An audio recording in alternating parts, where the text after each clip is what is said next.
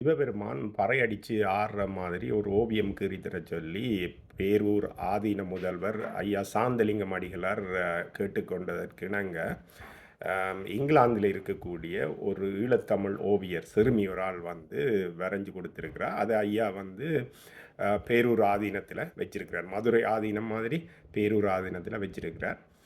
சிவபெருமான் நாதப்பறையன்னு சொல்லி மாணிக்கவாசக சுவாமிகள் பாடியிருப்பார். அப்போ இந்த விஷயத்தை எல்லாம் வந்து அடுத்த நிலையில் வந்து ஒரு தம்பி ஒரு ஆள் விளங்கப்படுத்துகிறார். பின்னுக்கு காணொளி போட்டு விடுறேன்னு பாருங்க. வாழ்தல் இனிது நாம இருக்கும் குடியெல்லாம்.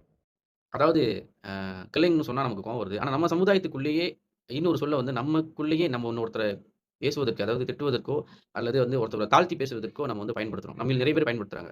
என்னன்னு பார்த்தீங்கன்னா, பறையர் என்ற சொல்லி. "நீ பறையன்" அப்படின்னு சொல்லி பயன்படுத்துறாங்க. கில்லிங் சொன்னா கோவம் வருது. ஆனா நம்மளே நம்ம சமுதாயத்துக்குள்ளேயே இழிவுபடுத்துறதுக்கு பறையன் என்ற சொல்ல பயன்படுத்துறோம். பறையர் என்ற சொல்லு வந்து இழிவான சொல்லா? இல்லையே. சங்க இலக்கியங்கள்ல வந்து 4 குடிகள் தான் இருந்திருக்காங்க அப்படின்னு சொல்லி சொல்லப்படுது.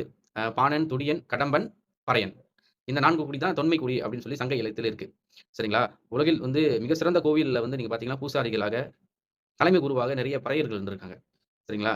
இன்னொன்னு பார்த்தீங்கன்னா, திருவாசகம். மாணிக்கவாசகர் அருளிய திருவாசகம். அந்த பாடல்ல வந்து நாத பறையர்ன்னு ஒரு பாடல் வருது. அந்த பாடல கேளுங்க. வேத மொழியர் வெண்ணீற்றர் செம்மேனியர் நாதப்பறையினர் அன்னே என்னும் வேத மொழியர் வெண்ணீற்றர் செம்மேனியர் நாதப்பறையினர் அன்னே என்னும் நாதப்பறையினர் நான் முகன் மாலுக்கும் நாதரின் நாதனார் அன்னே என்னும் நாதப்பறையினர் நான் முகன் மாலுக்கும் நாதரின் நாதனார் அன்னே என்னும். பாருங்க.